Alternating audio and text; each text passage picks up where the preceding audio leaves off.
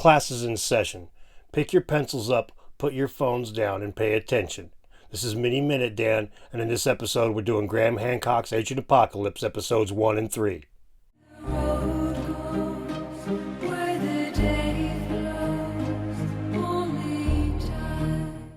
Okay, let's get this thing off my head right out the gate. Oh, dear Lordy, Lord, Lord. How do you young guys wear that crap? My God. Covers up a bald spot and everything still. Well, hello and welcome back to DeDunking. Now, in this episode, I'm going to go through and debunk Graham Hancock's episodes 1 and 3 of Ancient Apocalypse. Crazy, huh? Well, I had one of my subscribers point out that, that would be kind of cool for me to go through and show how it should be done. And I've been, lightly critiquing Hancock all the way through, pretty heavily in my first video, but then I slowed down on that as people said that, they'd prefer more separate critiques. So here we are. Well, I want to tell the other pyramidians out there, the other lover of Hancock work like myself, this isn't me turning into a big traitor. If you're subscribed to me, you know that I like Hancock's work, but there are parts of it that I will critique.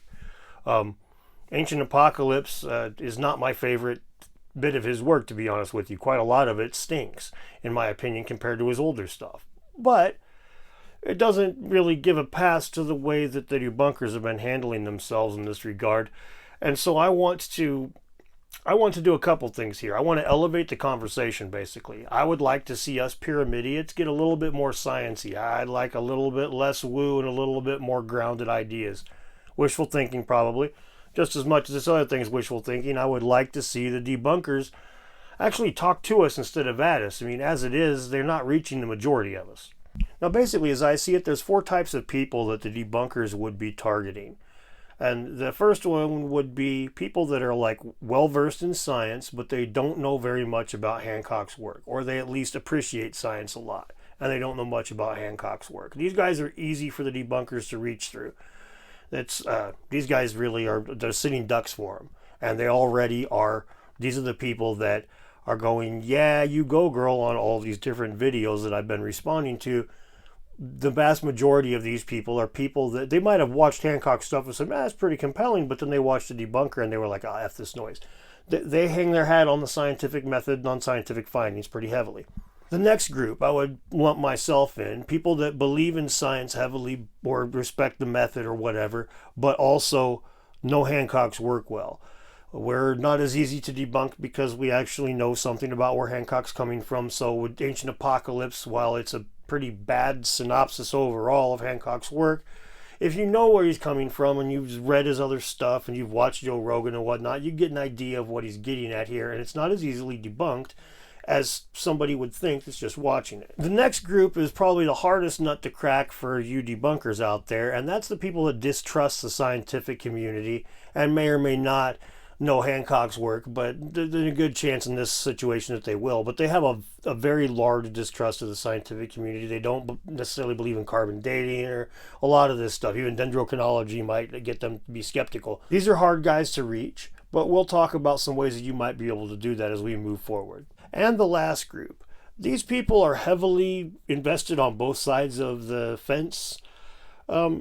These are the people that just weren't with confirmation bias. They've already decided what they believe, and you're not going to change their minds no matter what the information is, no matter what the evidence is. It's already rated in their head according to what side of the fence it falls on. So until these people become more intellectually honest with themselves, you will never reach them, so you may as well not even try. Now, the groups that are not currently being targeted that should be, in my opinion, are the second 2 groups. Guys like myself that love science, but that also love Hancock's work, or at least some of it. And then the people that are very distrustful of science and that are into Hancock stuff. These are the ones that you guys are not reaching barely at all, if at all, right now. Okay, so one of the first things you want to be aware of is those people that love Hancock and whatnot. When you do the personal attack thing, you just lose them completely. So that group that is like super distrustful of science, but they love Graham Hancock, they are, as soon as you start saying, well, he's misleading and he did this wrong and he did that wrong and lied about this, as soon as you go down that road, they tap out. Okay, they're done because you're insulting the guy that they their personality. You're insulting their celebrity. You don't go tell Britney Spears fans that Britney Spears. Oh, sorry, I'm just giving you my age. You don't tell Taylor Swift fans that Taylor Swift sucks, right? If you're trying to win the people over, first thing to do is, be a little bit respectful of the fact that they like Hancock a lot. So you just start going, Hancock sucks. You lost them. They clicked onto it and off the video, and they're on to somewhere else now. And to the other group, to people like myself, it also doesn't matter because we'll draw a parallel with evolution. It's like if some creationist says, well, Darwin said blah, blah, blah. And it's like, I don't care. The theory stands on its own with or without Darwin. It's the same kind of thing. It's like, I don't give a shit what Graham Hancock says or does outside of these things. These things are compelling to me. So taking the time to attack Hancock just tells me myself that you're not really going to spend very much time addressing his claims, and that's really where I care. So while this, again, will reach that first group of people, you're not going to get to me with it either, so probably best left at home. Tied directly to that, and I'm not sure if this is by chance or by design, but over and over and over again in Ancient Apocalypse, not only does Hancock do those digs at archaeologists, obviously that's by design, but those little digs where he says things that are just like, nobody wakes up one day and decides to, or archaeologists still don't accept that. These things hang you guys up so bad. You cannot leave them alone. And I get it because it's poking at you on an emotional level, but it nails you guys. You just consistently over and over and over again fall for this crap. And you end up attacking him as a personality instead of attacking his arguments or attacking these little word things. He's not a scientist. Don't bother with that. You want to give him credit and benefit of the doubt at times. You do want to point out every now and again, like he brings out some pretty cool stuff, right? He brings out Nan Madol. He was the first person to get to bring cameras into Karahan Tepe. Göbekli Tepe itself is probably way more famous thanks to him than it would be otherwise. Now, you might not like the way that he's made it famous, but he has made these places famous, and he should be given some credit throughout your video a little bit just to keep. Again, there's a lot of people that love the guy, man, and you're taking shots at him. You need to wrap that pill in as much sugar as possible, because when you do slip that pill in, you want as many people still watching it as possible. You don't want to take a long time getting to it. Just crap it all over him and getting people to click off the video. Like I'm taking a long time getting to me doing it right now. Shut up. Speaking of hypocrisy, I should probably also point out that I take a lot more shots at the people that I go for than I think the people that going after Hancock should. And that's not because I like Hancock. I like a lot of the guys that I go after.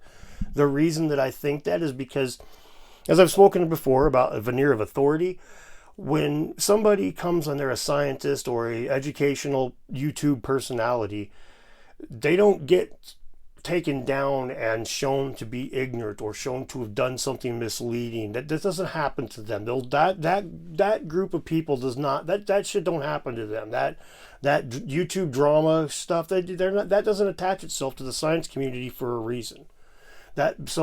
When my point is to show that these guys are doing shit wrong. When I bring them down on the ground, you're damn right I'm going to kick them once, and that's not to be mean as much as it is to show. Look where he's at. Did you ever see anybody do this before? No. I'm going to kick him once too. This is to demonstrate that it doesn't happen anywhere else. These people aren't bad people. They are lazy debunkers in this area. I'll bring up a real quick metaphor for that. Penn Jillette talking to Joe Rogan about Joe Rogan's debate about whether or not the moon landing was fake. The guy that was getting ready to debate Rogan was not getting prepared. He felt like he was going to slam dunk him because it's just some comedian, and we're going to talk about? He thinks the moon landing's fake? I mean, what the hell? And Joe Rogan wiped the floor with him because he didn't come prepared, because he underestimated his opponent, blah, blah, blah, typical prophet bullshit from Proverbs, right? But seriously, another thing to be careful of is the dating of a site. Just because the archaeology says the site's a certain age doesn't necessarily mean the people on our side are going to buy into that. You need to give reasons for that, as much detail as possible, not just we dug it up and it says X. Sometimes that is all you can say. But if you can tell more than that, you should. And another thing to remember is in certain cases, like those caves at Debunking, you're not going to be able to date those by the garbage that was left there by the last people that were in there. And so trying to pin that date on it is just going to get mockery from our side of the table. So be aware of that. That might work with people that are just like strictly, yes, this is how archaeology is done, but people that are a little bit more skeptical of that or a little bit more open-minded, however you want to look at it, that isn't going to work. You're going to have to do a little bit better. Now, a big one here is archaeoastronomy. I know a lot of you debunkers are very skeptical of it. A lot of people don't like it. That's nice. If you're going to just piss on it and say, it doesn't even exist kind of thing, you should probably just not address it at all in your video, because we do, almost all of us, accept archaeoastronomy. Okay, so you should probably address it when it comes up. You should probably bone up on it and do a good job addressing it when it comes up, because it's going to be one of the key points, and consistently it's missed. It's the reason that I'm doing episode 3 in this instead of episodes 1 and 2, because it's a good, that Maltese temple serious correlation gives me a chance to talk about archaeoastronomy and give a good example of how I think a debunking should be done. And so, without further ado, here's me with a top knot again. Still pretty sexy though, huh? We're going to be talking about Ancient Apocalypse episode 1 and episode 3 in this. And to start with, I want to point out that in both of these we see Graham Hancock fall prey to one of his biggest shortcomings, in my opinion. He's so quick to take on new information that supports his opinion that he frequently doesn't check it very well and kind of gets bamboozled by people who have less than scrupulous motives, if you know what I mean. And first, Hancock takes us to Gunung Padang. And Gunung Padang is a site in Indonesia that dates to around 2,000 years ago, according to mainstream archaeology. Like Hancock says, it's built out of Kalmar basalt. And also, like he says, it was a long time that it wasn't noticed by the archaeologists that were running around on that island, for about 100 years. And one of the reasons for that may well be that the indigenous people believed that evil spirits were attached to the megalithic pre-temple era construction, so they were probably not too keen on letting the archaeologists know that this was a site, so they probably helped obfuscate it and hide it. And when you first look at it, it may or may not look like a site depending on what angle you take it on at. Now, despite it only being dated to about 2,000 years ago, Graham is able to find somebody, Dr. Natiwajaja, who's a geologist who's done a lot of work there, who came up with much older dates, as far back as 22,000 years ago is when he asserts the first construction was done. Frustratingly, Dr. Natiwajaja has not published his findings, or they're not available. Maybe they didn't pass through peer review. I guess that's possible. The only thing we do have is this poster, and it's not very detailed, which is a little frustrating because it doesn't really let us look too deep into this. What we do have is another doctor that Graham brings out, his Dr. Akbar, and he claims that there are some cultural layers that go back to about 7,000 years ago. But those are not associated with the construction of the site, according to Akbar. You have to go to Natiwajaja's claims in order to tie the two together and find people going back further than 2,000 years for the construction of the site. So in that regard, it seems to me like this isn't very good evidence, because we can't really go back any further than the 2,000 years for the construction as far as the mainstream science goes. I mean, we can always go outside of mainstream science, but with the dating and whatnot that we have doesn't really take us any further back than that until Dr. Natiwajaja publishes his findings, which, if he happens to watch this, I would very much encourage him to do, because there's quite a few of us would like to see that. Another thing Dr. Natiwajaja discusses is the potential for chambers inside of Gunung Padang. And like many others have pointed out, these are most likely lava tubes, but if he's accurate and when he says that they're in alignment with the site, it still would fall in line with Hancock's overlying hypothesis of them building these megalithic sites on world navels or very old sacred sites to an area, so that would still make sense. The problem is that we don't have anything that goes back further than that 2,000 years as far as construction era datable materials. The stuff that we have that goes back 7,000 years, there's no sign of construction at that time, even according to Dr. Akbar. And one of the things that's worth pointing out here is both of these doctors, Akbar and Natiwajaja, are Atlantis hunters. Both of them, like Graham Hancock, believe there's a lost advanced civilization and all of that.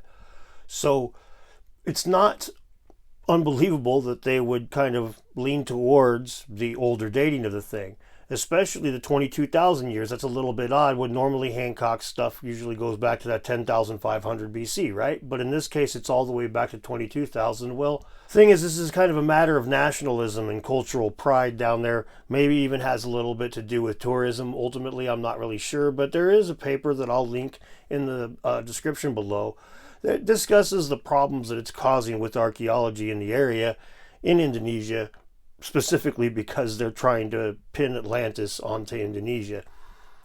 So While Graham Hancock frequently points out that archaeologists are fallible and that they make mistakes or they have emotional or other attachments to things that make them slow to accept ideas that oppose their existing paradigms, and this is a perfect example of that, in this case it actually plays into his hands because these guys are perfectly willing to go towards further back dates than most other archaeologists would. I would point out that in that environment, there's a really good chance that Natiwajaja did try to publish his findings and they were still rejected. On the show Ancient Apocalypse, he does claim that the archaeologists won't accept these findings. So Gunung Padang, while being an interesting site, I find kind of impossible to link back any further than a couple thousand years. Even if you take it all the way back to 7,000 years ago, we still aren't into the realm of 12,500 years ago, 10,500 BC, Younger Dryas. We're not in there yet. So it's still, I don't find that very compelling evidence for Hancock's hypothesis. Next place he goes in episode 1 is Nan Madol. Nan Madol's really interesting site. It's really cool. It's also made out of columnar basalt. And he uses the similar construction methods to tie the two areas together. Are these both, the same type of builders since they're both using columnar basalt? And while Occam's razor would say most likely they're just using what's on hand. I mean, columnar basalt is nice. It's fairly uniformly shaped out the gate. So all you got to do is cut it a little bit, and you have these nice Lincoln log building materials. I mean, Nan Madol looks like Lincoln log construction if you think about it. But as Hancock says, Nan Madol isn't really that old ultimately, like 900 AD or so. But there are pillars off the coast that are much older supposedly, but Hancock dove on them and he shows them and stuff, and they are pretty interesting, and there's a lot of local myths about sunken cities off of the edge, of a couple of them, as a matter of fact. But those pillars are made out of coral, at least the ones they've dug up. They dug up one and looked at it, and they've taken samples off a few other ones, and they also need to be made out of coral, which would undermine the columnar basalt tying these two sites together. It's not really tied together by columnar basalt if the old places are made by coral. So I don't find Nan Madol very compelling evidence either. Now they may have like tiny little smidgens of fingerprints of the gods if you want to go that route with it, but I don't think that there's any compelling evidence to put these any further back than they're dated currently by mainstream archaeology. Now, in episode 3, Hancock takes us to Malta, and the first thing we discuss are these Neanderthal teeth that seem to have been getting a lot of pushback on the dating over the last 100 years. A lot of pushback, it seems. As a matter of fact, a private citizen had to go and do it himself. What's more weird is that we've seen some pushback since then from people in the Maltese archaeological community pushing back against the dating of these teeth, which is a little bit odd. It seems to me that we have another case of this nationalism/tourism thing going on because they don't want to admit what the archaeology has bore out, that the current Maltese population is not the same population that built the megalithic temples there. Matter of cultural pride, also probably a matter of a little bit of tourism, right? Anyway, the pushback against those teeth, once again, does reinforce Hancock's position that sometimes archaeologists, well, they're just people, right? We all make mistakes. But it doesn't really support his point a whole lot because just knowing that Neanderthals were on Malta back in those days doesn't really tell us a whole lot about the building of Giganti or any of these other temples. It does show that, like I said, that there are some problems with the archaeology on this island. So in that regard, you have to give him a point here. He is pointing out right out the gate that this stuff's a little suspect. Now he talks about the cart ruts a little bit, and the cart ruts are cool. He talks about some that he found that were like 25 meters out in the sea. A little bit hard to do anything when he doesn't tell us, any sort of location. In this day and age, Mr. Hancock, give us a GPS location so that we can have other people go take a look. Come on, man. Simple. At any rate, without that, I can't conclude anything one way or the other.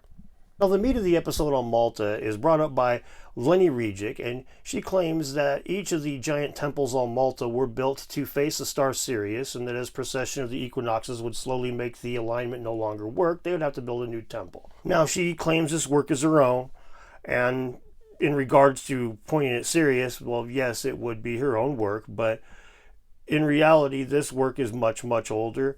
In 1992, prominent archaeoastronomer Dr. Michael Hoskin and two other archaeoastronomers did their own work at Malta, and they published a paper, which is available, and I'll link down below. In this paper, they propose that these temples were built over and over again over time to align with the star. But they don't propose it to be Sirius. They propose it to be Gamma Crucis, which is a star in Crux, or the Southern Cross, as it's more commonly known. And while we have no evidence that Crux was used as a navigationary constellation in ancient times, we know for certain that it was used a ton in the Age of Exploration because it is a pretty reliable constellation for navigation. So there's a very good chance that the people on this island were using that constellation to navigate by. It's borne out by other experience from other people in more recent times, but also it lines up better with the archaeology. In Gigantea, they've actually excavated kind of underneath some of the rocks, and they found datable material that doesn't go back nearly as far as it would have to in order to support Lenny Regick's claim. So I think she kind of pulled the wool over Hancock's eyes, pretending that, this is her work, when it's obviously not her work. Obviously, she just took somebody else's work and changed, like somebody else did all the answers, and all she did was basically change the date. And because there's a handful of stars that could possibly be lined up with these temples. There's a few candidates based on the dating. But she takes it to Sirius. The professionals take it to Crux. I tend to lean towards Crux also for the reasons I mentioned. It's better for navigation, and this is an island, and it also lines up better with the datable material. That doesn't necessarily mean that I'm right and that Regick is wrong. However, the way that she has kind of hijacked this work and claimed it as her own does make me a little skeptical of her scruples. And now, while the points I just brought up against episodes 1 and 3 of Ancient Apocalypse do not undermine Hancock's overall premise in and of itself, they definitely undermine these sites, in my opinion, as good evidence for his hypothesis. In my opinion, if he wants to support his hypothesis, he's going to need to be pickier about the people that he gets his information from and quit just jumping on board with the first person that says, I think I see Atlantis over here, because he keeps falling prey to being just misled just a little bit. In episode 2, he even brings on this Hans Gruber guy that I don't even want to remember his name because the guy's so messed up, and there's no way that Hancock would hang out with this guy in the real world, knowing what you know about Hancock's personality and personal life and this guy. But this guy has some information that supports Hancock's hypothesis. So let's go. Let's hang out together, Mr. Gruber. So that's one of the problems that, in my opinion, that you will find with him over and over again throughout this series. But I hope you make up your own mind on these things, and if you have any questions, put them in the comments below. All right, well, thank you very much for watching the whole thing. I hope you learned something from this, and I hope that those of you who recognize that I am a Graham Hancock fan don't feel like I just turned into Benedict Arnold here or whatever. I'm still just Dan, just making the same old videos like I have been. It's just this one's got a little bit of a different flavor. Watch my first video and you'll see I've been doing this since day one. Thank you very much. Don't forget to like and subscribe. Click the social media links down below. Yaddy lotty lotty. Have a good evening. See you next time.